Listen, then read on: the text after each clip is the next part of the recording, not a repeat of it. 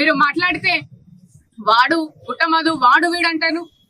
అరే శ్రీధర్ బాబు అని మేము అనలేమా? మాకు అనుకుంటున్నారా? కానీ మా నాయకుడు మాకు నేర్పిన సంస్కారం మాకు అడ్డొస్తుంది కాబట్టి ఈ రోజు ఇంకా శ్రీధర్ బాబు, దుద్దిల శ్రీధర్ బాబు అని మేము పిలుస్తా ఉన్నాము.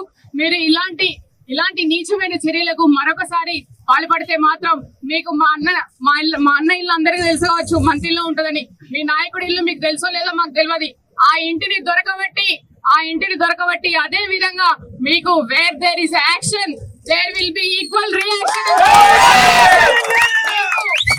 మేము కూడా చూపిస్తాం. బీఆర్ఎస్ పార్టీ నాయకుల సత్తా మీకు అందరికీ తెలియజేస్తామని చెప్పి ఈ సందర్భంగా తెలియజేస్తా ఉన్నాను.